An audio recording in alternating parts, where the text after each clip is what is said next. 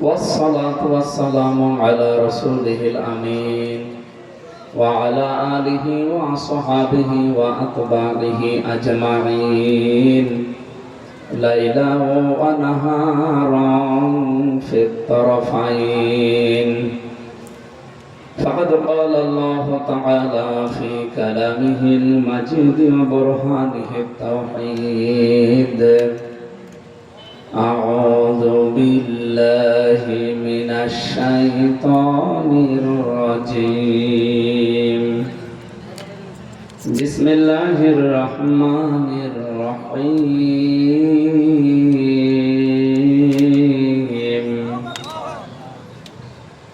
واتل عليهم نبأ بني آدم بالحق إذ قربا قربانا فتقبل من أحدهما ولم يتقبل من الآخر قال لأقتلنك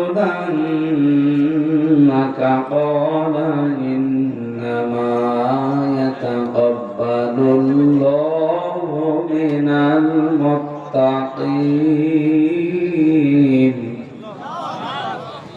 قال إنما يتقبل الله من المتقين.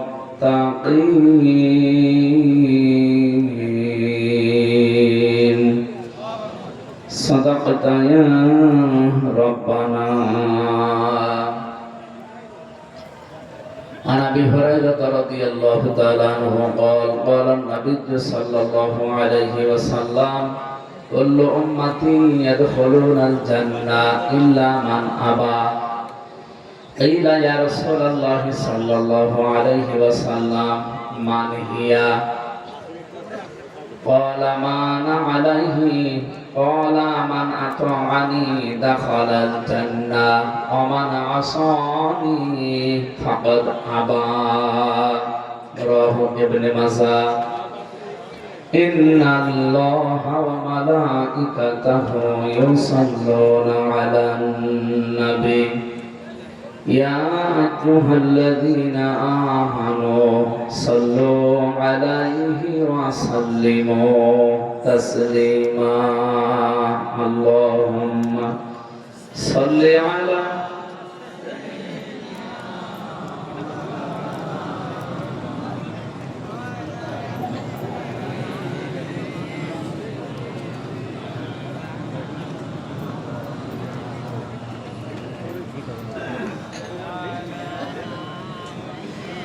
صل على سيدنا مولانا محمد وعلى آل سيدنا مولانا محمد. আলহামদুলিল্লাহ, বাংলাদেশের ঐতিহ্যবাহী জেলা সাতক্ষীরা তালা থানার অন্তর্গত হাজারাকাটি ফুটবল ময়দানে 13তম বাৎসরিক তাফসীর কোরআন মাহফিলের সম্মানিত সভাপতি আলহাজ মাওলানা মোজাম্মেল হক, প্রধান অতিথি মাননীয় জাতীয় সংসদ সদস্য সাতক্ষীরা 1 অধ্যক্ষ মোহাম্মদ ইজ্জতুল্লাহ, কেন্দ্রীয় নির্বাহী পরিষদ সদস্য বাংলাদেশ জামাত ইসলাম, দ্বিতীয় বক্তা শামীম রেজা সিদ্দিকী সাতক্ষীরা। আলোচনা করলেন আমার আগে মাওলানা হাফিজুর রহমান জিহাদি, সম্মানিত পরিচালক হাফেজ মাওলানা রফিকুল ইসলাম, ওলামায়ে কেরাম, সামনে বসা মুসলমান ভাইরা, পর্দার আড়ালের সম্মানিতা মা এবং বোনেরা, প্রশাসনের ভাইরা, প্রান্তীয় সাতক্ষীরাবাসী, রিভাব দেন। যেহেতু একটা তাফসীরুল কোরআন মাহফিল আপনারা লিখে দিয়েছেন, আমরা তাফসীর আকারে স্থান কাল পাত্র ভেদে কথা বলতে চাই। এখন গরমের সময় যদি এই ওয়াজ আমরা করি,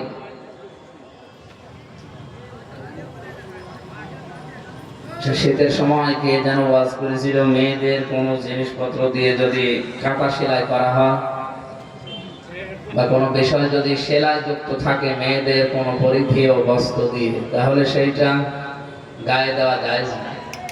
ইয়ে ওয়াশ করার পরে যে বাড়িতে উনি ছিলেন, ওনারা একেবারে কিচ্ছু দেয়নি থাকতে।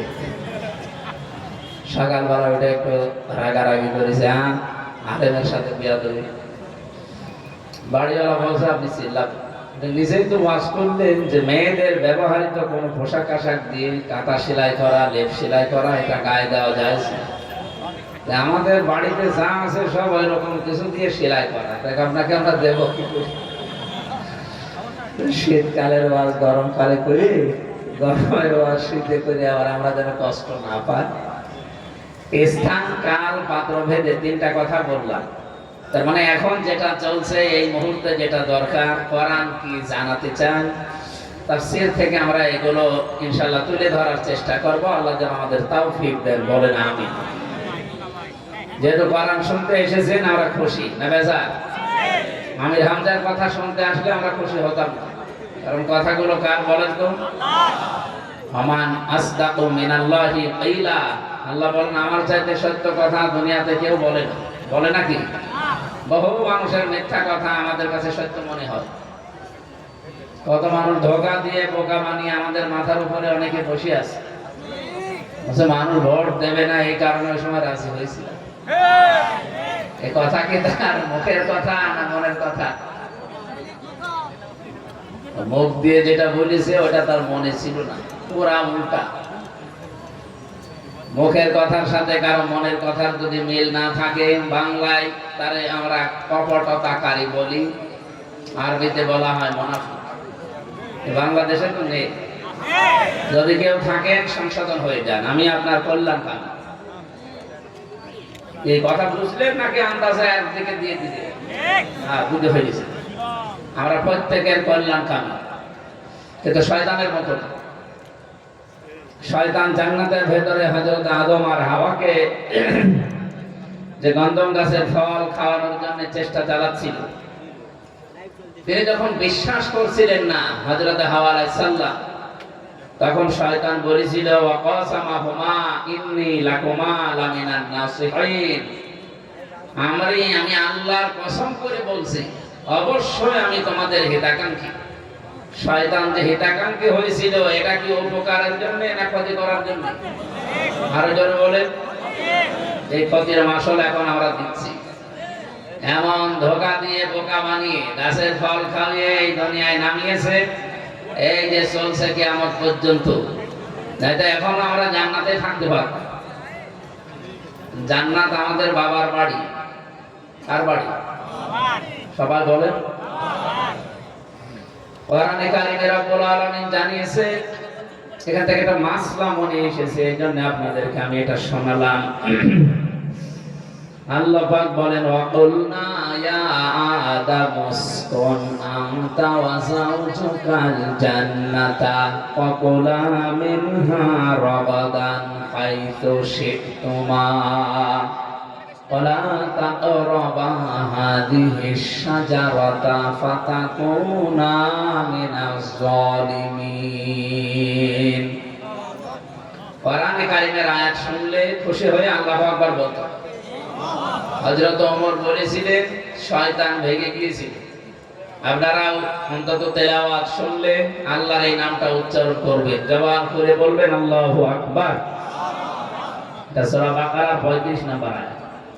আল্লাহ তাআলা বলেন আমি বললাম আদমকে যে উসকুন বসবাস করো, আনতা তুমি, ওয়া যাওজুকাল জান্নাতা এবং তোমার স্ত্রী এই জান্নাতের ভেতরে, ওয়াকুলা এবং দুইজনে মিলে খাও। আপনি এই শব্দের দিকে খেয়াল করলে একটা বিষয় লক্ষ্য করবেন। এই আপনি গল্প করেন না, এখানে গল্প করো তো না, আপনার দিকে নজর গেলে সমস্যা। ক্লাসের মতো থাকবেন ঘন্টাখানি, প্রত্যেকটি শব্দ থেকে শিক্ষা আছে। আমি আন্দাজে ফেসাল পারি না। কানে হাত দিয়ে সেই হরিণ একটা বান্দা ছিল গাছের তলায় সুর করে বললাম, আপনি শুনি সুবহানাল্লাহ আলহামদুলিল্লাহ পড়ে চলে গেলেন। না, আমার দরকার নেই। কোরআন থেকে গবেষণামূলক ভাবে কিছু বের করতে চাই। আমি এখন এমফিলে আছি কোরআনের উপরে, বিশ্ববিদ্যালয়ে ডক্টরেট করার জন্য ইরাদা ইচ্ছা পোষণ করেছি, চেষ্টা চালিয়ে যাচ্ছে, বাকি আল্লাহর ইচ্ছা। আপনারা দোয়া করুন। এখানে আল্লাহ দেওয়া কোলা দিয়ে বসন দিলে কোনদিন এই আয়াত তো কতবার পড়েছেন জীবনে, ভেবেছেন কেন? আর সারা বিশ্বে প্রায় 113টা সংগঠন আছে মেয়েদের। কতটা বললাম? 113টা। বাংলাদেশে 13টা কাজ করছে অলরেডি। এই যে নারী পক্ষ, নারী স্বাধীনতা আন্দোলন, নারী বিপ্লব পরিষদ, নারী মুক্তি পরিষদ, এখন আবার নারী জুলাই পরিষদ বের হচ্ছে। এই 13টা সংগঠনের কাজ কি? নারীর মর্যাদা তুলে ধরা। এইটাকে পুঁজি করে এই যে সৈয়দা রিজওয়ানা হাসান কি বললো দেখে ফেললেন না? বলে তারা মেয়েদেরকে গুরুত্ব দেয় না, এই জন্য জামাত ইসলামী বাংলাদেশকে আমরা এই দেশের মেইন স্ট্রিম শক্তি হিসাবে আবির্ভূত হতে দেই। অথচ এটা একটা ডাহা অপবাদ জামাত ইসলামী বাংলাদেশের উপরে। বাংলাদেশে জামাত ইসলামী মেয়েদেরকে যে সম্মান দেয়, অন্য কোন ধর্মে, অন্য কোন দলে সম্মান নেই। হিসাব নিকাশ করে বলেন। শুধু দল কারা হয়ে আন্দাজে কোন ফতোয়া দেবেন না। আপনার ফতোয়া যদি বাবার বিরুদ্ধে যায়, তাও দেওয়া লাগবে। যে সমস্ত ছাত্র সংগঠনরা যে কথাগুলো তোলে, এই মিথ্যা অপবাদ চাপিয়ে দেয়, আপনি দেখেন তারা এই দেশে 100টা ধর্ষণ করার পরে মিষ্টি বিলোচন করেছিল একটা বিশ্ববিদ্যালয়। এটাকে আমি মানিয়ে বললাম? জসিমউদ্দিন, ঢাকাতে, জাহাঙ্গীরনগর। আপনি চিন্তা করতে পারেন যে এই দলের ছাত্র সংগঠন 100টা মেয়েকে ধর্ষণ করার পরে আনন্দে মিষ্টি বিলায়, তাদের হাতে মেয়েরা কেমন নিরাপদ? এই সমস্ত সংগঠনের যে কাজগুলো ছিল, আসলে তারা ওই কাঙ্ক্ষিত মানে যেতে পারছে না। আল্লাহ রাব্বুল আলামিনের কোরআনের নিয়ম নীতি তাদের কর্মসূচিতে না থাকার কারণে। আমরা জামাত ইসলামী করি, আমরা ইসলামী আন্দোলন করি, বা অন্যান্য যে ইসলামী দলগুলো আছে আমরা করি খেলা করার জন্য না। আমাদের কর্মসূচিতে কোরআনে কারিম আছে, এইটা আমরা মানুষকে বোঝাই যে আল্লাহ কোলা দিয়ে বসন দিয়েছেন, একালি প্রাণ দিয়েছে। কেন দিয়েছেন? হযরতে আদমকে আল্লাহ ডাক দিয়ে বলেছিলেন, আদম বউটা নিয়ে এবার চলে যাও জান্নাতে। এখান থেকে প্রথম মাসলা, এই মাসালা বলছেন, মাসালা বলে না, দেখো তোর একটা মশলা দেন, এসে মশলা। এর প্রথম মাসালা এখান থেকে বের হয়। হযরতে আদমকে আল্লাহ ডাক দিয়ে বলেছিলেন যে বউ নিয়ে চলে যাও জান্নাতে। আর আমরা সবাই জানি জান্নাত আমাদের বাবার বাড়ি। কার বাড়ি? আরো জোরে বলে। প্রথম বিষয়ে বিয়ে করে বউ নিয়ে আপনি বাবার বাড়ি যাবেন নাকি ঘর জামাই থাকবেন? অনেকে তো ঘর জামাই থাকে, এটাকে ঘর জামাই আছে। আপনি ঘর জামাই না? আপনি না, অনেকে থাকে না। আপনি ঘর জামাই থাকবেন কোন কারণে? আপনার লজ্জা করে না? আপনি আরো বউ নিয়ে বাবার বাড়ি যাওয়ার নিয়ম। বাবার বাড়িতে যে আপনি কি করবেন? বউ ঘরে তালা বদ্ধ করে রাখবেন, নারীর অধিকার ক্ষুণ্ণ করবেন না। আল্লাহ প্রথমেই নারীর অধিকার দেওয়ার জন্য একালি প্রাণ দিয়েছেন, দিয়ে বছর অকুলা। আল্লাহ যদি দিতেন আংতা অকুলা, তুমি নিজে খাবে এরপরে বউকে খাওয়াবে না, একবারে আংতা বাদ দিয়ে আল্লাহ কুলা দিয়েছেন। রব্বুল আলামিন জানাতে চায়, আদম যেই মানের খাবার খাবে তুমি, যেই মানের পোশাক পরবে, যেই মানের জায়গায় থাকবে, স্ত্রীকে ওই মানের খাবার খাওয়ানো লাগবে। এই নির্দেশ কার? মেয়েদের উপরে যে অধিকারটা আল্লাহ এখানে প্রতিষ্ঠিত করে দিয়েছেন, কিয়ামত পর্যন্ত কোন ধর্ম এই অধিকার দিতে পারবে না। আজ অন্যান্য ধর্মের বিষয়গুলো আমরা যতটুকু পড়েছি, ইসলামের চাইতে অনেক বেশি আছে সেই মেয়েদের সম্মান মর্যাদা। রব্বুল আলামিন এরপরে জানিয়েছেন, রাগাদান হাইসু শি'তুমা, স্ত্রীকে নিয়ে শুধুমাত্র ঘরের ভেতরে এক জায়গায় বসে বসে সময় কাটাবে না, একে নিয়ে মাঝে মাঝে ঘুরতে যাবে, যেখানে ইচ্ছা যাবে, যা ইচ্ছা খাবে, তার মানে বউ নিয়ে বাড়িতে এসে বসে থাকা, এটা নারীর অধিকার পূর্ণ হয়। যেহেতু মেয়েটা ছোটবেলা থেকে বেড়ে উঠেছে তার বাবার বাড়িতে, একটা পরিবেশে ছিল, আপনার কাছে এসেছে, আপনি সময় পেলে সুযোগ হলে মাঝে মাঝে তাকে বেড়াতে নিয়ে যাবেন, এটাও তার উপর আপনার দায়িত্ব। এইদিকে তাকান, কোন দিকে তাকিয়েছে? এতটুকু আল্লাহ যদি শেষ করে দিতেন আমরা আয়াত পড়তাম না। এর পরের শব্দটা এবার আমাদের জন্য। রব্বুল আলামিন বলেন ওয়ালা তাকরাবা হাদিহি শাজারাতা, তোমরা এই গাছটার কাছে যাবে না। এই গাছটার কাছে বলতে আমরা অনেকেই শুধু ওই যে একেবারে সেই গন্ধম গাছের কথা মনে করি না। গন্ধম একটা নিষিদ্ধ ফল, নিষিদ্ধ গাছ। জান্নাতের ভেতর ওই জায়গাটা নিষিদ্ধ ছিল, যেখানে ইচ্ছা যাও, যা ইচ্ছা খাও, কিন্তু এই জায়গাটায় আসবা না, এই গাছের কাছে যাবে না। আমাদের পৃথিবীর এই চৌহদ্দির ভেতরে আল্লাহর নিষিদ্ধ অনেক গাছ, অনেক বর্ডার আমাদের সামনে আছে। এই কোরআনে কারিমে প্রায় 500 বর্ডারের নাম আছে। এই বাংলাদেশ থেকে যদি আপনি বের হয়ে যেতে চান, চারিদিকে যেহেতু ইন্ডিয়া, বর্ডার আছে অনেক, ওখানে গেলে পাসপোর্ট সহ করা লাগবে, ভিসা লাগবে, তাছাড়া যেতে দেবে না। রব্বুল আলামিন বলেন নিজের এরিয়া ছেড়ে দিয়ে যখন অন্য দেশে যেতে চাও, থমকে দাঁড়িয়ে যাও, নিজের আইডেন্টিটি দেখানো লাগে, পাসপোর্ট দেখানো লাগে, ভিসা দেখানো লাগে। দুনিয়ার এই জমিনে চলতে গিয়ে আমি আল্লাহর যে বর্ডার গুলো আছে ওই জায়গায় গিয়ে ঠিক ওইভাবে থমকে যাওয়া লাগবে। তিলকা হুদুদুল্লাহ, এগুলো আল্লাহর নির্ধারিত সীমানা, হদ।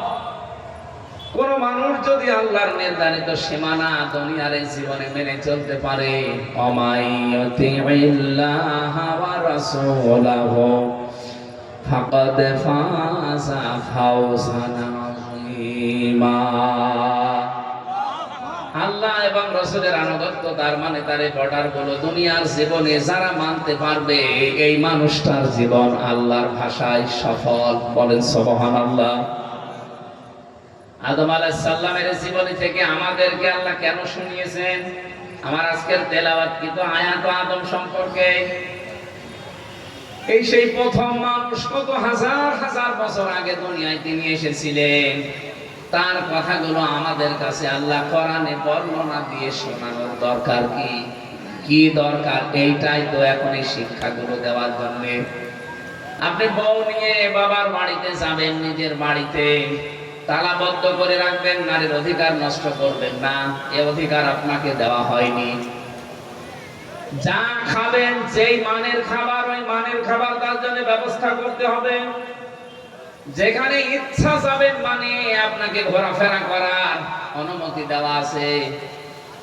3 নাম্বারে আপনি যেখানে সেখানে যেতে পারবেন না।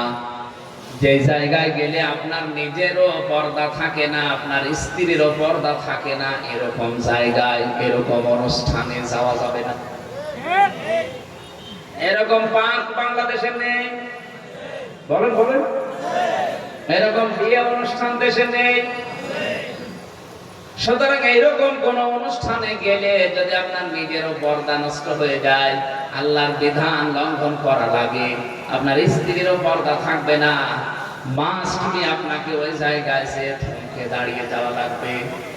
এরপরেও যদি আল্লাহর সীমানা কেউ ওভারটেক করে চলে যায়, ফাতাকুনা মিনাজ জালিমিন, কোরআনে কারীম জানিয়েছে তারা জালেম হয়ে যাবে। বলেন নাউজুবিল্লাহ।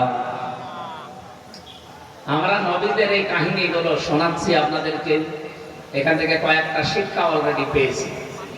হযরত আদম আলাইহিস সালামকে দিয়ে আল্লাহ এই যে নারীর মর্যাদা প্রতিষ্ঠা করেছিলেন জান্নাতের ভেতরে, এই কোলা শব্দ দিয়ে।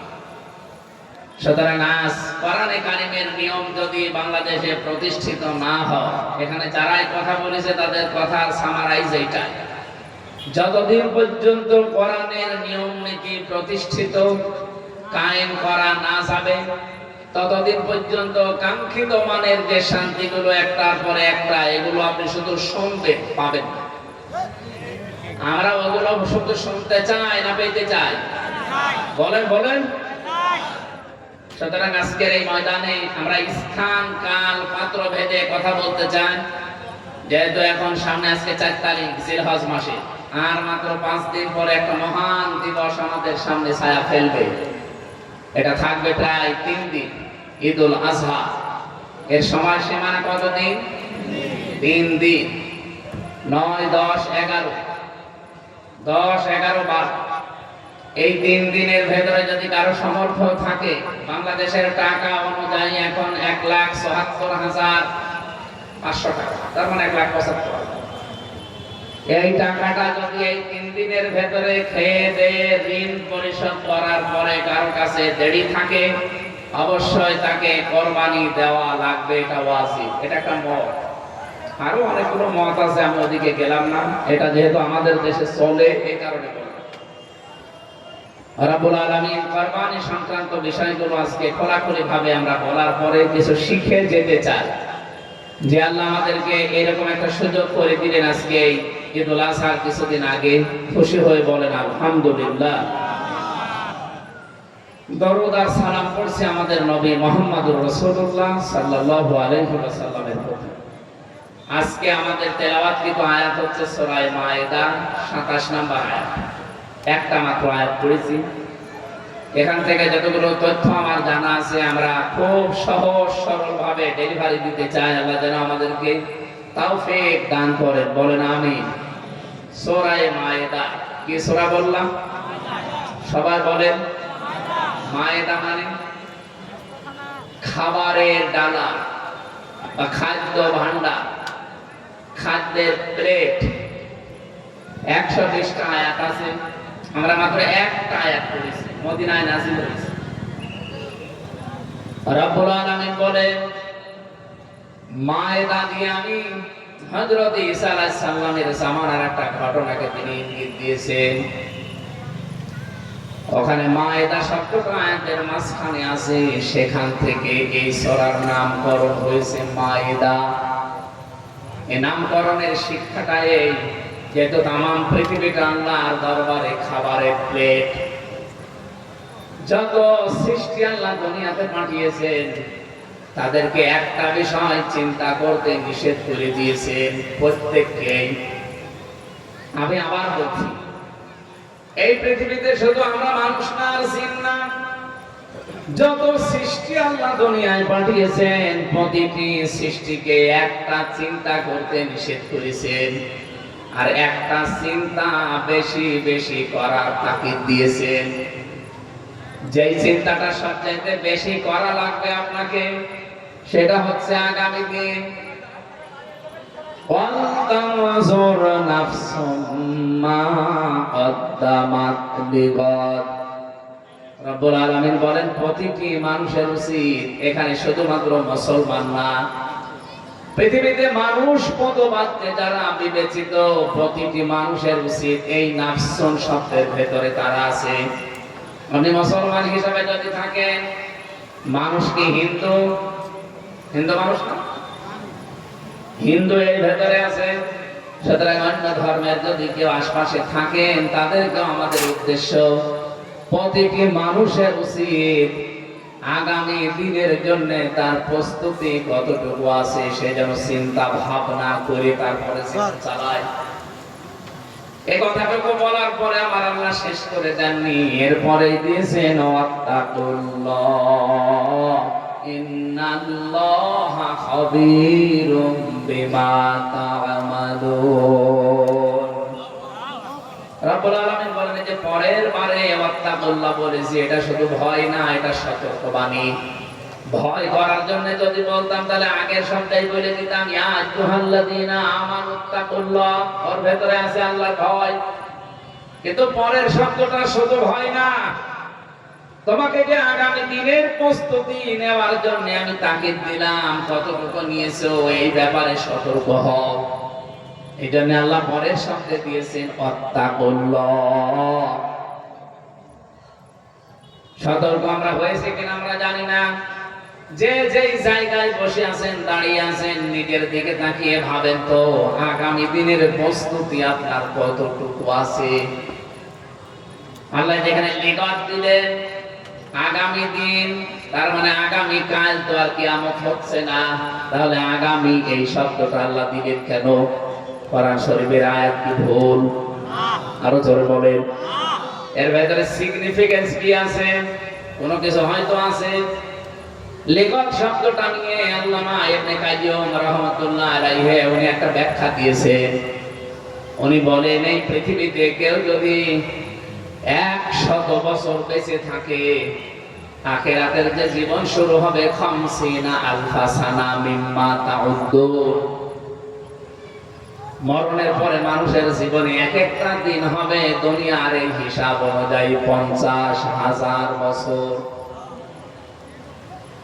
এই শব্দটা নিয়ে উনি গবেষণা করে একটা হিসাব দিয়েছেন। একটা মানুষ যদি 100 বছর দুনিয়ায় বেঁচে থাকে, মরণের পরে যে দিন শুরু হবে ওই জীবনের তুলনায় আপনি দুনিয়ায় মাত্র 2.5 সেকেন্ড বেশি আছেন। মাত্র 2.5 সেকেন্ড বেঁচে থাকার জন্য কত কিছু করে যাচ্ছি আমরা। আল্লাহর ভাষায় রেকর্ড দেওয়া এতে 100 ভাগ পারফেক্ট আছে, কোনো অসুবিধা হয়নি। কারণ আগামী দিন তো আরো তাড়াতাড়ি শব্দ দেওয়ার দরকার ছিল, সেখানে আল্লাহ রেকর্ড দিয়েছেন। আমরা তো আর কেউ 1000 বছর 2000 বছর পাচ্ছি না। এখন সর্বোচ্চ হায়াতে আমাদের 67 বছর, মানে গড় আয়ু। এখন অধিকাংশ মানুষ 70, 80, 90 বছরে ফটো তোলে। কথা বলে ঠিক কিনা? প্রতিটি মানুষের যে উচিত আগামী দিনের জন্য কার কতটুকু প্রস্তুতি আছে, আজকের এই ময়দান থেকে আপনি একটু ভেবে চিনতে বাড়ি যান। কিন্তু যেই বিষয়টা নিয়ে চিন্তা করা নিষেধ, ওইটা আমাদের কোন চিন্তা আল্লাহ নিজে বারবার কোরআনে কারিমে নিষেধ করে দিয়েছেন, ওয়ামা মিন দাব্বাতিন ফিল আরদি ইল্লা আলাল্লাহি রিজকুহা। এই পৃথিবীতে এমন কোন বিচরণশীল জীব নেই যার রিস্কের দায়িত্ব আমি আল্লাহ নেইনি। তার মানে খাবারের যে দায়িত্বটা এটা আপনার হাতে নেই, এটা কার হাতে? এই জিনিস নিয়ে চিন্তা করে মাথা খারাপ হওয়ার দরকার নেই।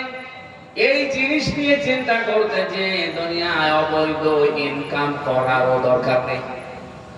হ্যাঁ, এদিকে দেখেন, সূরা মায়েদার নামকরণের যে শিক্ষা এটা বলছিলাম, যেটা নিয়ে চিন্তা করার কোনো দরকার নেই আল্লাহ নিষেধ করেছেন বারবার তাকিদ দিয়ে, সেইটা নিয়ে আজ আমাদের চিন্তার কোনো শেষ নেই। এই চিন্তাটা করতে গিয়ে মানুষ কিন্তু ঘুষ খায়, এইটার জন্য মানুষ সুদ খায়।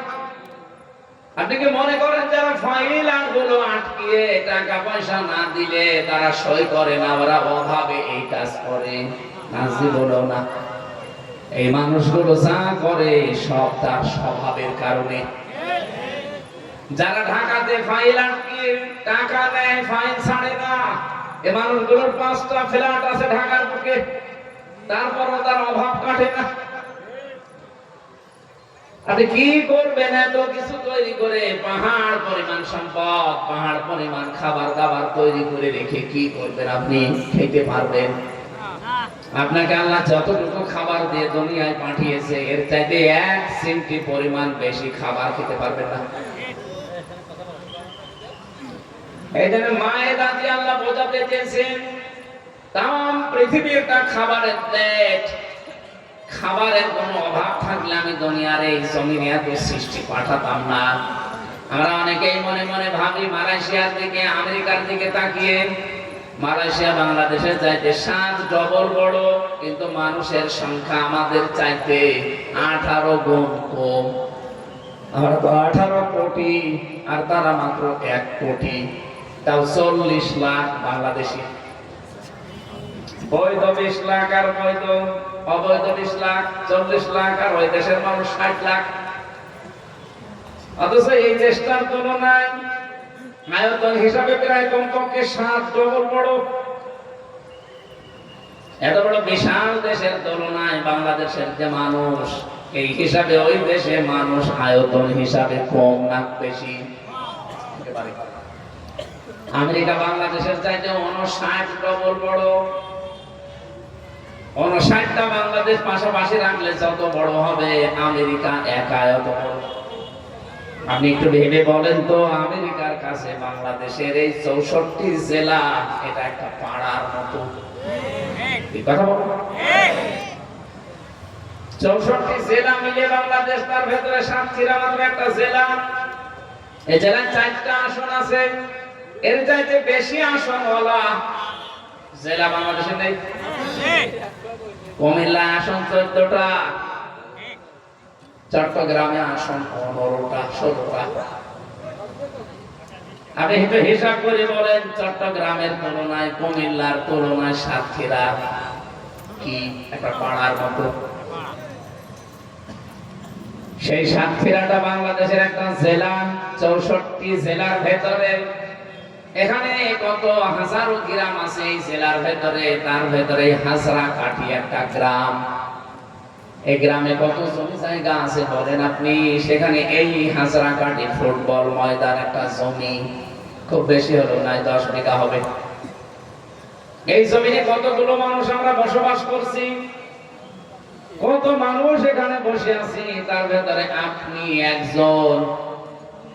আমি মাঝে মাঝে যখন একা একা একটু বসে বসে চিন্তা করি, আল্লাহ তোমার যে সৃষ্টির ভূগোলের যে বিষয়গুলো তুলে ধরা আছে একটু পড়ি, তোমার যে বিশাল বিশাল সৃষ্টি, তার তুলনায় আমি হামজা, আমি তোমার নজরে আছি। তুই আমি কি তোমার নজরে আছি? 64 জেলার ভেতরে সাতক্ষীরা একটা, এখানে কতগুলো থানা, তার ভেতরে তালা একটা, তালায় কত গ্রামের ভেতরে হাজরাকাঠি একটা গ্রাম, কত জমি জায়গায় এই গ্রামে আছে, এর ভেতরে এটা একটা জমিন। এই জমিনে যদি এত মানুষ বসবাস করে, তার ভেতরে আমি মাত্র একজন একটা জায়গা নিয়ে বসে আছি। রব্বুল আলামিনের শুধু বাংলাদেশের তুলনায় আমার সাইজ কতটুকু করে?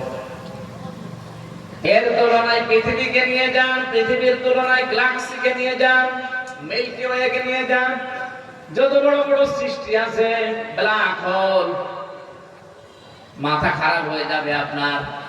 এই মাস্তানি পূর্ণ কথাগুলো আপনার মুখ দিয়ে আর আসবে না। আর আসবে না, কিছু লাগবে না, আপনি দেখে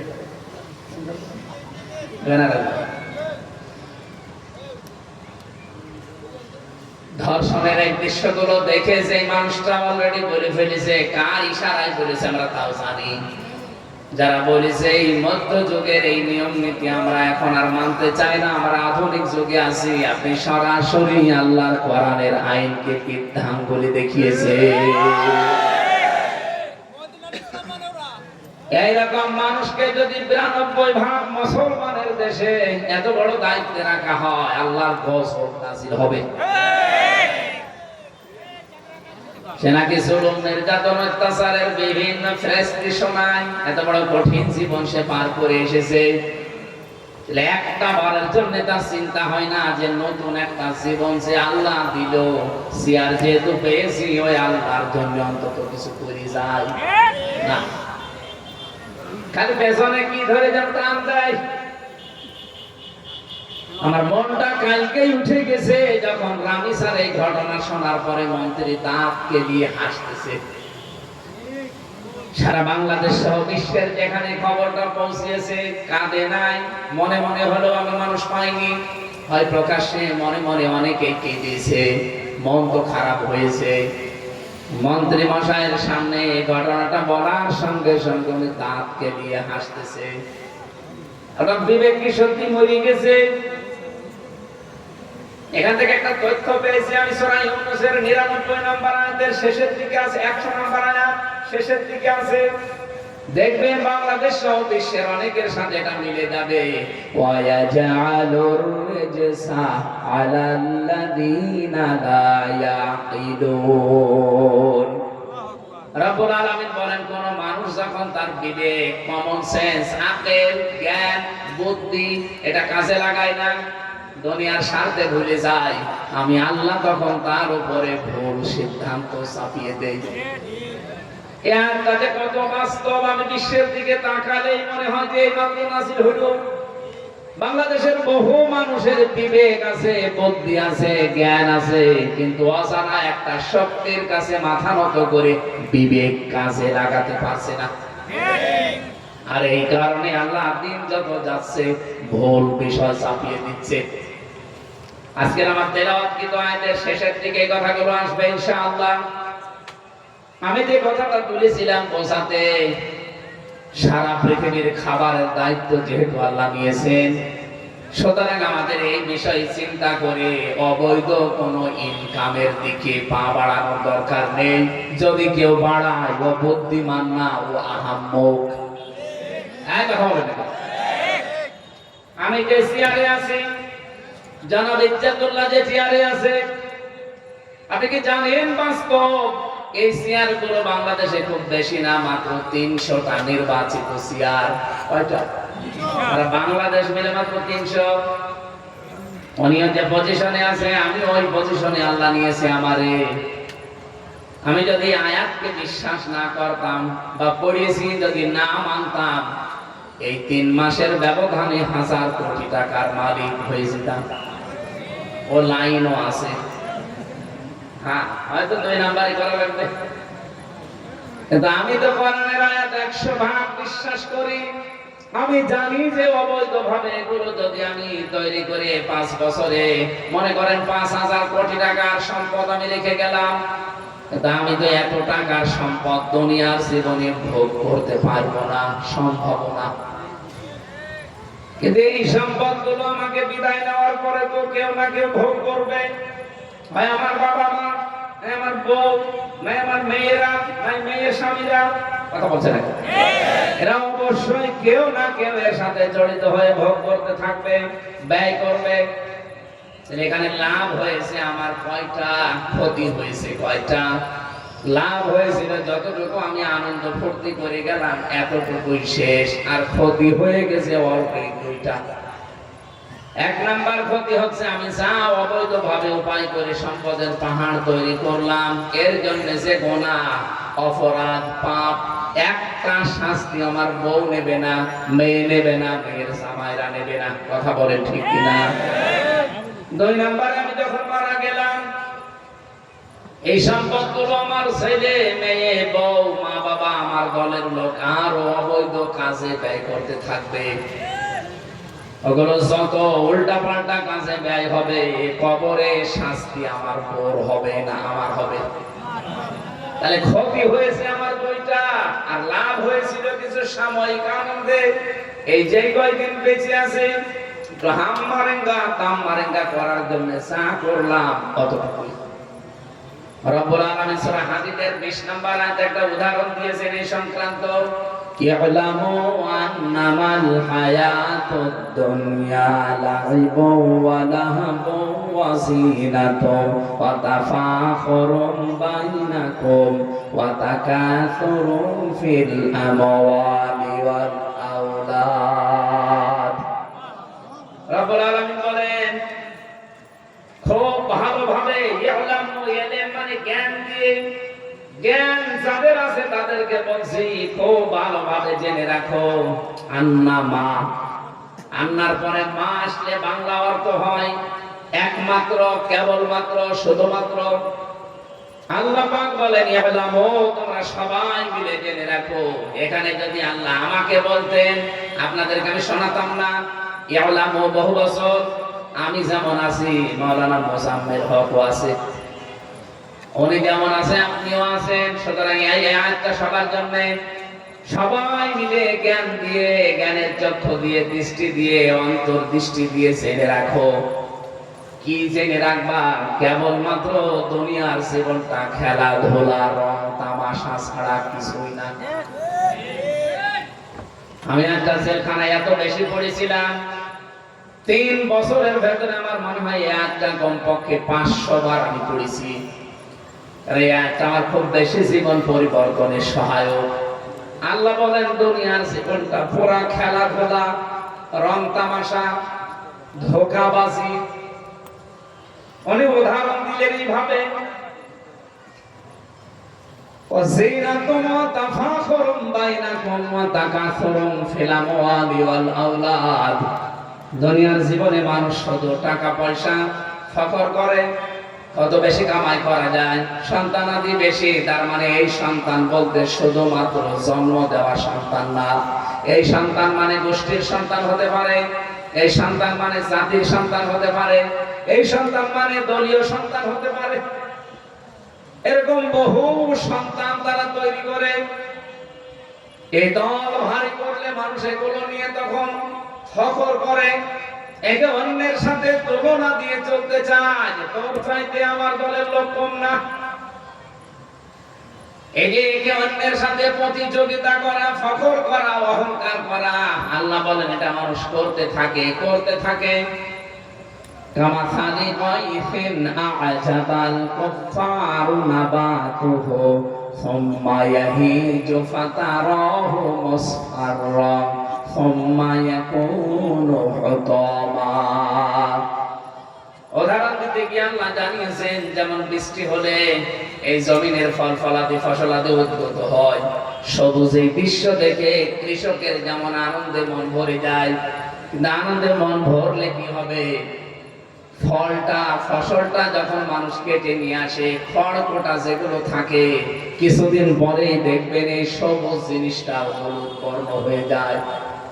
এই হলুদ বর্ণ জিনিসগুলো, এই খড়কোটা নলা, এগুলো মানুষের বাড়ি নিয়ে আসে, অনেকে রেখে দেয় উঠানে, ওই খোয়াড়ের উপরে বাইরে। এগুলো তখন বৃষ্টিতে তবে ঝড় ঝাপটা এসে নষ্ট হয়ে যায়, পছন্দ ধরে। হযরত মুসা আলাইহিস সালাম একদিন জিজ্ঞাসা করেছিলেন, রব্বুল আলামিন এত সুন্দর করে আদর করে যে মানুষ বানিয়েছো, কিয়ামতের দিন যে জাহান্নামের আগুনে দিয়ে দেবে, তোমার কি মায়া লাগবে না? আল্লাহ পাক বলেন, মুসা এটা কি তুমি দেখতে চাও না শুনতে চাও? মুসা নবী বলে, আল্লাহ দেখতে পারলে আবার শুনে কে, তো দেখাও। আল্লাহ তাকে দেখিয়েছিলেন, মুসা যে গম বা সওয়াব লাগিয়েছে, জমিনে যেটা উদ্গত হয়েছে দেখতে তো সুন্দর মনে হচ্ছিল, বাতাসে দোল খায়, সবুজ বর্ণের। কিছুদিন পরে যখন এটা পেকে যায়, ফসলগুলো ফলগুলো বাড়িতে নিয়ে আসো, আর এই খড়কোটা গুলো তো বাড়িতে অনেকে নিয়ে আসো না, এটা তো বাইরেই পড়ে থাকে। কিছুদিন পরে যখন এগুলো পচে দুর্গন্ধ হয়ে যায়, হলুদ বর্ণ হয়ে যায়, তখন মানুষ করে কি, এইগুলো এক জায়গায় করে আগুন লাগিয়ে দেয়। কেন? এগুলো পুড়ে যাক, পরিষ্কার হোক।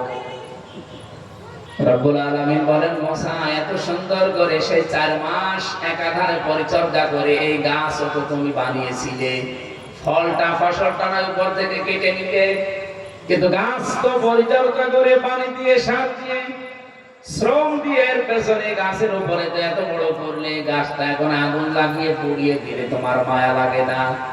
হযরত মুসা বলে, আল্লাহ মায়া লাগবে কেন, আমার তো আরো আনন্দ লাগে যে পরিষ্কার হচ্ছে। রব্বুল আলামিন বলেন, মুসা এই পৃথিবীতে যেই বান্দা বান্দীগুলো সত্যি আমার বিধানকে ভুলে এভাবে সবুজ হয়ে যাবে একদিন, এরপরে একদিন হলুদ বর্ণ হয়ে খড়কোটার মতো জাহান্নামের লাকড়ি হবে, এই মানুষগুলোকে জাহান্নামের আগুনে তখন দিতে আমার মায়া লাগবে না, আমার মনে হবে যে পরিষ্কার হচ্ছে। এই উদাহরণ থেকে আমি যা বুঝেছি, আপনি বুঝেছেন কিনা বলেন? পৃথিবীর জমিনটা আল্লাহ কিভাবে উদাহরণ দিয়ে বোঝালেন যে এর চাইতে আসলে আর বেশি কিছু না। অমাল হায়াতুদ দুনিয়া ইল্লা মাতাউল গুরুর। এই পৃথিবীর জমিনটা পুরাটা প্রতারণা, খেলাধুলা, রং তামাশা, ধোঁকাবাজি ছাড়া কিচ্ছু না। এই জন্য আমরা এই ধোঁকার পেছনে পড়ে, আমি বললাম না আমার নিজের জীবন দিয়ে আমি পারতাম। এই 2 মাস কি 25 দিন চলছে, আমি ইচ্ছা করলে 3 মাসের ভেতরে 1000 কোটি টাকার মালিক হয়ে যেতে পারতাম। যারা আমার সাথে ফেল করেছে তারা আমাকে মাঝে মাঝে পাগল বলে, না আমরা যদি পাস করতাম এই 3 মাসে কত কিছু করে ফেলতাম। আমি বলছি আমিও পারি, কিন্তু ওটা ডান হাতে না, ওটা বাম হাতে। ওটা আমি করে করবো কি? দুনিয়ার জীবন তো আমি বুঝে ফেলেছি, এগুলো করলে সম্পদ আমার কামাই হবে, পাহাড় পরিমাণ সম্পদ আমি রেখে যেতে পারবো। এখনই যদি চোখ বন্ধ হয়ে যায়, এই সম্পদই শাস্তির কারণ হয়ে দাঁড়াবে। কথা বলে দেখেন।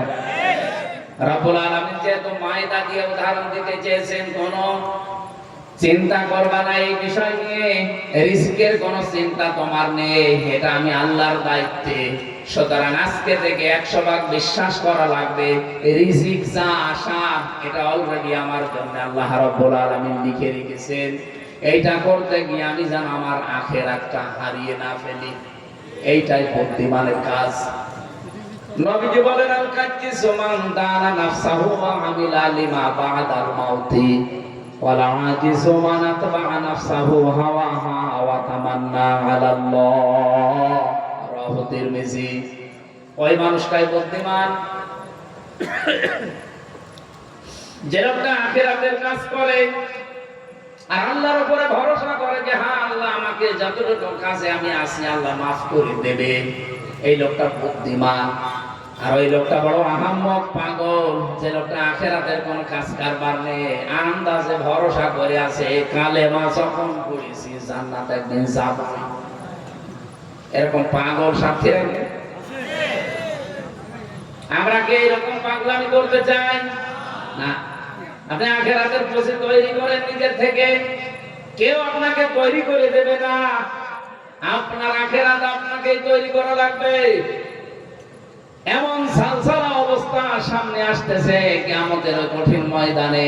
রব্বুল আলামিন আমাদেরকে সতর্ক বাণী দিয়েছেন, ওয়ালা ইয়াসআলু হামিমুন হামিমা ইউবাসসারুনাহুম ইয়াওয়াদ্দুল মুজরিমু লাউ ইয়াফতাদি মিন আযাবি ইয়াউমিইযিন বিবানি। আল্লাহ পাক বলেন, সেদিন বন্ধু বন্ধুর কোন উপকারে আসা তো দূরের কথা, বন্ধুকে দেখলে কিছু জিজ্ঞাসা করবে না।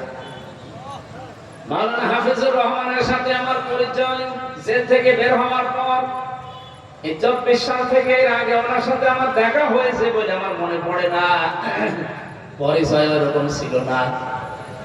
এই যে 1.5 বছর 2 বছরে যে পরিচয়, যে মহব্বত, যে ভালোবাসা তৈরি হয়েছে, 20 বছর পরে যদি ওনার সাথে আমার দেখা হয়, আমার মনে হয় 20 বছর পরে দেখা হলে কৌশলাদি বিনিময় করেছে বাদেই হোক বাড়িতে নিয়ে যাব।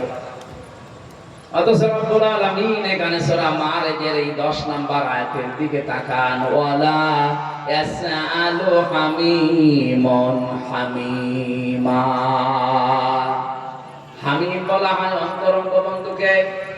ও যেমন আমার অন্তরঙ্গ মাওলানা হোসেন আহমেদ আমার অন্তরঙ্গ, এদের সাথে যদি সত্যি 20 বছর পরে দেখা হয়, বুকে জড়িয়ে নিয়ে কপালে চুমা দিয়ে আরো যত কিছু করা লাগে বাড়িতে নিয়ে আপ্যায়ন করে কৌশল আদি বিনিময় করবই, এটাই দুনিয়ার নিয়ম।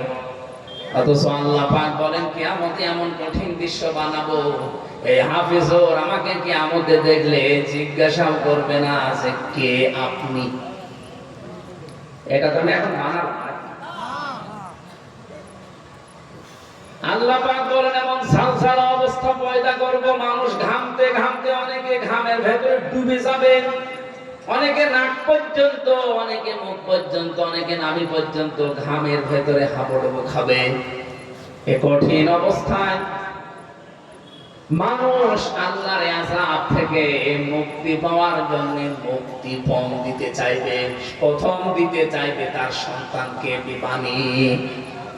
আমি আজটা জেলখানায় ব্যাখ্যা করেছিলাম, বসে বসে পড়তাম যখন একা একা, তখন এই বাণী শব্দ নিয়ে ভাবতাম, আল্লাহ এইটাও কি হবে কিয়ামতের দিন নাকি আমার নিজের সন্তানকে তোমার কাছে মুক্তিপণ হিসাবে দিয়ে দেব, আর বলবো আল্লাহ তুমি আমাকে ছেড়ে দাও, দিয়ে দিলাম। তখন ওই সময় আমার ওই যে মেজো মেয়েটা ফারিহা, ওর বয়স 7 মাস, ওরে আমি 7 মাস রেখে জেলখানায় গিয়েছিলাম, বের হয়ে দেখলাম ওর বয়স 4 বছর। খুব বেশি মায়া ছিল ওর উপরে আমার, কারণ ওরে দেখি নাই তো 3 বছরের ভেতরে একদিনও দেখি নাই। আমার সাথে যেহেতু যোগাযোগ বিচ্ছিন্ন ছিল, এই জন্য মহাব্বত আরো বেশি বাড়ত। এই আয়াতটা যখন রাতের বেলা কারারক্ষী সামনে বসে থাকতো নিয়ে পড়তাম, মাঝে মাঝে এই আয়াতের দিকে তাকিয়ে বলতাম, আল্লাহ এইটা হবে যে কিয়ামতের দিন নাকি আমার ফারিহাকে বলবো আল্লাহ এইটা নিয়ে নাও, এটা মুক্তিপণ দিয়ে দিলাম, তুমি অন্তত আমারে বাঁচাও, এর যা ভালো লাগে করো। অথচ আজকে ফারিহাকে একটা পিঁপড়া কামড় দিয়েছিলাম, পিঁপড়াকে মেরে ডইলে একেবারে মিশিয়ে দিয়েছি। ফারিহার বয়স এখন প্রায় 6 বছর, তারপরও সে মায়া। 7 মাস বয়সে কি মায়া ছিল বলে তো? আল্লাহর এই আয়াতটা কি 100 ভাগ সত্য না 98 ভাগ? বলেন বলেন। আমাদের সবার জীবনে ইনসান সালাতিন আসতেছে। ইয়া আইয়ুহান নাস ইত্তাকুল্লাহা রাব্বাকুম ইন্না যালজালাতাস সাআতি শাইউন আযীম। হে মানব মণ্ডলী, আল্লাহকে ভয় করো, তোমার রবকে ভয় করো। অবশ্যই একটা দিন তোমাদের সামনে আসতেছে, জালজালার দিন। ইয়াউমা তারাউনাহা তাজহালু কুল্লু মুরদিআতিন আম্মা আরদাআত ইলা আখির আয়াত। নবী, আপনি ওই দিন কিয়ামতে দেখতে পাবেন মানুষ পাগলের মতো ছোটাছুটি করছে। দুধের সন্তানের কথা তার মা পর্যন্ত ভুলে যাবে। এমনকি পেটের সন্তান যদি থাকে, লজ্জার স্থান লাগবে না, পেট ফেটে বের হয়ে যাবে। ফাকাইফা তাত্তাকুনা ইন কাফারতুম ইয়াউমা ইয়াজআলুল ওয়িলদানা শিবা। এমন কঠিন অবস্থা আমি আল্লাহ তৈরি করব কিয়ামতে, যুবক মানুষ সেকেন্ডের ভেতরে বৃদ্ধ হয়ে যাবে। আজকে যে মুরব্বী বসে আছে উনি বৃদ্ধ হয়েছে একদিন 2 দিনে না। 80-90 বছর বয়স যদি হয়ে থাকে, চুল দাড়ি একদিনে পাকে নাই। 71 বছর বেশি হয়ে গেছে। 71 বছরে চুল দাড়ির অবস্থায় একে একদিনে পেকেছে। আমার তো পাকে না। আমার এই 35 বছরে তো পাকছে না, পাকতে আমার সময় লাগবে। মনে করেন এখনো 35 বছর। রব্বুল আলামিন বলেন এমন দৃশ্য বানাবো, হামির হামজা এই যুবক মানুষ 1 সেকেন্ডে এর মতো হয়ে যাবে। আর একটু নিজেকে ওই জায়গায় দাঁড় করিয়ে ভাবেন তো যে কি অবস্থা আল্লাহ বানাবে। ওয়াসাহিবাতিহি ওয়া আখি ওয়া ফাসিলাতিহি আল্লাতী তুবি ওয়া মান ফিল আরদি জামিআ। রব্বুল আলামিন বলেন মানুষ তখন তার নিজের স্ত্রীকে বলবে, আল্লাহ এটা দিয়ে দিলাম, আমার ভাইকে দিয়ে দিলাম, আমার জ্ঞাতি গোষ্ঠী আমাকে যারা আশ্রয় প্রশ্রয় দিত, আমার দলের লোক, আমার গোষ্ঠীর লোক, এদেরকে দিলাম। অমান ফিল আরদি জামিআ সুম্মা ইউনজি। এরপরে আমাকে যত সম্পদের মালিক দুনিয়ায় বানিয়েছো, বৈধ অবৈধ যত কিছুর মালিক, স্থায়ী অস্থায়ী, স্থাবর অস্থাবর, সব তোমারে দিয়ে দিলাম মুক্তিপণ। আমাকে তুমি রেহাই দাও। আমি নাজাত চাই তোমার কাছে আযাব থেকে। হঠাৎ আল্লাহর পক্ষ থেকে ধমক আসবে, কাল্লা ইন্নাহা লাযা। কখনোই না, তোর আমি লাজায় দেব। ওই যে আমি হুতমা শব্দটা সূরা হাদীদের 20 নম্বর আয়াতের মাঝের অংশের ব্যাখ্যা, এই জন্য এই আয়াতটা পড়লাম। আল্লাহ বলেন হুতমা হয়ে যাবে। হুতমা মানে খড় কোটা। এই লাজা নামে যে জাহান্নামটা আল্লাহ বানিয়েছেন, এই লাজাতে যাবার সঙ্গে সঙ্গে মানুষের যত চামড়া আছে সব পুড়ে ছারখার হয়ে যাবে। নাযারাতাল লিশাবান, প্রথমে লাজায় দিলে এই মানুষের চামড়া আগে পুড়ে শেষ। তাদউ মান আদবারা ওয়া তাওয়াল্লা ওয়া জামাআ ফাআওয়া। এই লাজার যে শাস্তির কথা শুনলেন, সঙ্গে সঙ্গে ঘরের ভেতরে কাউকে দিলেই তার প্রথমে চামড়া শেষ, সব চামড়া পুড়ে উঠে চলে যাবে। আবার নতুন চামড়া গজাবে, আবার উঠবে, আবার লাগাবে, আবার উঠবে। এটা লাজার শাস্তি। আমি চামড়া তোলার বিষয়গুলো নিজে পরীক্ষিত। রিমান্ডে আমার চামড়া একবার টান দিয়েছিল, প্লাস দিয়ে। আমি যখন আয়না করেছিলাম মাটির নিচে, মাঝে মাঝে রাতের বেলা ওরা আসতো শাস্তি দেওয়ার জন্য রিমান্ডে। ওই পুলিশগুলোকে এখন আমি অনেক খুঁজি কিন্তু পাই না, ওরা মহান সব পালিয়েছে। একটা মানুষের জীবিত মানুষের যে চামড়া এখানে প্লাস দিয়ে টান দেয়, আপনার হাত আপনি নড়াতে পারবেন না, কারণ এখানে ক্লিপ দিয়ে আটা নড়াচড়া নিষেধ, চেষ্টা করতে পারবেন না। এমন ভাবে ক্লিপ সিস্টেম করা, হাত মনে হচ্ছে একেবারে সোফার গুলো আটার মতো এঁটে গেছে। আপনাকে জিজ্ঞাসা করবে এই বিষয় করেছিস বা তোর বলা লাগবে। আপনি যদি রাজি না হন, এই জায়গায় এই 3 মুখের প্লাস আছে, এখানে লাগিয়ে একটা সুইচ আছে, সুইচে টিপ দেয়। আমার তো এই 3 বছর একাধারে শাস্তিগুলো পেতে পেতে আমার মনে হচ্ছে এখনো মনে হয় দিচ্ছে। এখানে চামড়া ধরে, আমার চামড়াটা এখনো খোলা আছে। এটা সেই 21 সালের 5 বছর হয়ে গেছে, এখনো মেলাইনি। আমার প্রথম রিমান্ডের তালিকায় এটা ছিল। এখানে প্লাস দিয়ে ধরে যখন টান দিচ্ছিল, টান দিতে দিতে একেবারে যখন উপরে উঠে যায় তখন ফট করে ছিঁড়ে চলে আসে। এই সেই ছিঁড়াটা বলেন তো 5 বছরে এখনো মিলিয়ে যায়নি, কেমন আর মেলাবে না। আমি কেন এই নাসার কথাটা বলছি না, সাওয়ার ব্যাখ্যা বাস্তব। এই ঘরের ভেতরে মাটির নিচে তালা লাগিয়ে আমারে যখন চামড়া তুলে ভেতরে নিয়ে তারপরে আমার চামড়া উঠেছে। ও ঘরের ভেতরে দিলে চামড়া উঠে যায় না, তোলা লাগে। আল্লাহ বলেন আমি এমন ঘর বানিয়েছিলাম যা এখানে দিলে আগে চামড়া উঠে যাবে। আল্লাহর এই কথাগুলো বলেন তো 100% সত্য কিনা? বলেন বলেন। কাদেরকে আল্লাহ এই শাস্তিগুলো দেবে? যদি আমরা এদের ভেতরে থাকি এই মুহূর্তে পাল্টাবেন। আল্লাহ পাক বলেন তাদউ মান আদবারা ওয়া তাওয়াল্লা। ওই মানুষকে লাজা ডাকতে থাকবে, আয় আমার ভেতরে আয়, যে মানুষ দুনিয়াতে সত্য শোনার পরেও অবাকটা অ্যাবাউট টান করে মুখ ফিরিয়ে চলে যেত। বাংলাদেশে নেই। আপনার কি বিশ্বাস হয় যে আমি আমার বাবার কথা বলছি? এই কথা বলেন না কেন? কোরআনে কারীমের একটাও বাইরে এখনো যায়নি। হ্যাঁ, উদাহরণ দিতে গিয়ে কিছু বাস্তব কথা বলেছি, কিন্তু কোরআন থেকেই বলছি, এগুলো 100% ঘটবে। বিশ্বাস করেন, আল্লাহর কসম, এই দুনিয়াতে যারা সত্যকে সত্য জানার পরে দুনিয়ার অন্ধ হয়ে আপনি মানতে চান না, আপনি প্রস্তুত হয়ে থাকেন, লাজায় দিবে আপনাকে আল্লাহ। 2 নম্বরের গুণাগুণ হবে অজামাআ ফাআওয়া। এই লোকটা চরিত্র হচ্ছে দুনিয়ায় শুধু সম্পদ জমা করা, বৈধ অবৈধ ভাবে সম্পদের পাহাড় তৈরি করা, আর এটা কি করে সংরক্ষণ করা যায়, রেখে দেওয়া যায়, সেই চিন্তা ভাবনা করা।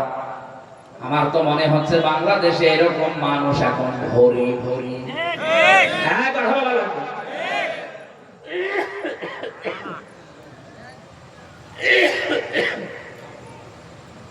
আমি আমার কুষ্টিয়া থেকে বলছি, 2024 আগস্টের 5 তারিখের পর থেকে এই 2টা বছরের ভেতরে 17 বছর যারা এমন মানুষ পেয়েছি খাবারও খেতে পারতো না, অথচ এই 2 বছরে কি আলাদিনের চেরাগ পেয়েছে, এখন তারা 8 কোটি টাকার গাড়িতে চড়ে। এটা শুধু কুষ্টিয়ায়, সাতক্ষীরায় নেই। হ্যাঁ, কথা বলছেন না কেন? আজ মিথ্যা মামলার বাণিজ্য করে অনেকেই কোটিপতি হয়ে গেছে, সম্পদের পাহাড় তৈরি করে ফেলেছে বিভিন্ন কায়দায়। হ্যাঁ করেন, আল্লাহর কসম আপনার জন্য লাশা রেডি হয়ে আছে। এটা জাহান্নামের একটা গর্থর নাম। এখানে গেলে কি হবে শুনলেন, আগে চামড়া খসে যাবে। সত্য জানার পরে যারা এবার টান করে চলে যান তাদেরকে এটা ডাকবে। দুনিয়ায় যারা মাল সম্পদ জমা করেন বৈধ অবৈধ ভাবে, আর এটা কি করে সংরক্ষণ করে রাখা যায়, টিকিয়ে রাখা যায়, এই চিন্তা ভাবনা যারা করেন তাদের জন্য বড়ই দুঃসংবাদ। আল্লাহ তুমি আমাদেরকে হেফাজত করো, বলেন আমিন। আমি যেটা উদাহরণ দিয়েছিলাম, এখানে এত বড় কঠিন অবস্থার সম্মুখীন হওয়া লাগবে যে অবৈধ সম্পদগুলো উপার্জন করলে সেই পাগলামি আমি কোন কারণে করতে যাব দুনিয়ায়, যেখানে মায়েদা হিসাবে আল্লাহ তামাম পৃথিবী খাবারের প্লেট হিসাবে সাজিয়ে দিয়েছেন। সুতরাং এই পাগলামি যেন আমি সহ কেউ না করি, আল্লাহ আমাদের সহায় হন, বলেন আমিন। এখান থেকে মাত্র একটা আয়াত পড়েছি, হযরত আদম আলাইহিস সালামের কথাটা আল্লাহ আমাদেরকে শোনাতে চেয়েছেন। কি আছে এর ভেতরে আপনি আজকে নিয়ে যাবেন। আমি খুব অল্প কথা শেষ করব ইনশাআল্লাহ। রব্বুল আলামিন বলেন, ওয়াতলু আলাইহিম নাবা বানাই আদম বিল হক। হে নবী, আপনি আমার উম্মতের কাছে হযরত আদম নবীর দুই সন্তানের কাহিনী তেলাওয়াত করে করে তাদেরকে শোনান। প্রশ্ন আসতে পারে, আমরা কি আদম নবীর জামানার লোক? আমাদের কাছে তেলাওয়াত করে আদম নবীর দুই সন্তানের কাহিনী শোনানো লাগবে কোন কারণে? কেন লাগবে? কারণ সেই সময় এখন চলছে। একটু আপনি খালি অর্থটা শোনেন, বুঝে ফেলবেন। রব্বুল আলামিন বলেন, ওই জামানায় যে নিয়মটা ছিল ভাই বোনের সাথে বিয়ে হতো ওই শরীয়তে, কারণ মানুষ তো ছিল না।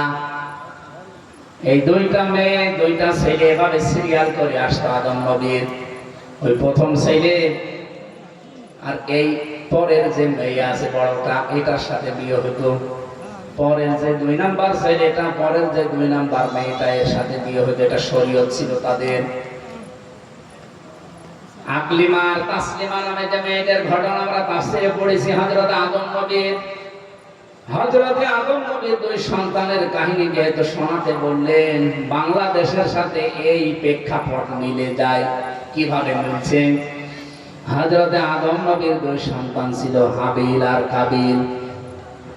হযরতে হাবিল ইনি যেমন নরম সরম ছিলেন, যার সাথে বিয়ে হওয়ার কথা তিনি মেনে নিয়েছিলেন, তো কাবিল তাকে শয়তান দখল করে নিয়েছে। তাকে ধোঁকা দিয়ে বোকা বানিয়ে বলেছে, এই যে মুসলিমা আর আকলিমা, তাসলিমা আর আকলিমা, এই মেয়েটা ওইরকম না দেখতে, সুতরাং সিরিয়ালটা ভঙ্গ করা লাগবে। এই যে মেয়েদের প্রতি আকর্ষণ, এটা সেই প্রথম দিন থেকে চলে আসতেছে। এই জন্যই তো মেয়েদের পর্দায় থাকার বিধান। শয়তান যখন কাবিলকে কবজা করে ফেলেছে, তাকে ধোঁকা দিয়ে বোকা বানিয়ে দুইজন মিলে গেল হযরতে আদম নবীর কাছে, বাবা আমি এই আকলিমাকে চাই না, তাসলিমাকে চাই। হযরতে আদম যেহেতু সরাসরি কথা বলতেন, আল্লাহর ওহীর অপেক্ষা করলেন। রব্বুল আলামিন তাদেরকে নিয়ম নীতি শুনিয়ে দিলেন, ইদে কাররাবা কুরবানা ফাতুকবিলা মিন আহাদিহিমা ওয়া লাম ইউতাকাব্বাল মিনাল আখার। ওই জামানায় ছিল এই নিয়মটা, কেউ যদি কুরবানি কবুল করাতে চায়, আল্লাহর দরবারে পছন্দনীয় হতে চায়, তাহলে চাটিয়াল ময়দানে পশু জবাই করে রেখে আসবে। যার পশুর টাকাগুলো হালাল, আকাশ থেকে আগুনের ঝলকে সেটা পুড়িয়ে ফেলবে। কাবিলেরটা পড়ে নাই, হাবিলেরটা অলরেডি পুড়ে গেছে। আল্লাহ রাব্বুল আলামিন বলেন, আমি একজনেরটা কবুল করলাম আর একজনেরটা করি নাই, কারণ সে আমার বিধানটা মানে নাই। তার মানে আল্লাহর বিধান বাদ দিয়ে কেউ যদি কিছু উৎসর্গ করে, ওইটার 1 নাম্বার প্রমাণ কবুল হয় না। এখন কোরবানির যে বিধানটা আমরা পেয়েছি, এটা দেওয়ার আগে আল্লাহর যে নিয়ম নীতিগুলো সামনে আছে, এইগুলো যদি সত্যি কেউ পালন না করে 5 লাখ টাকার গরু কিনে দিয়ে দিল, ওটা কবুল হবে? আরো জোরে বলেন, লাইয়ানালাল্লাহু লুহুমুহা ওয়ালা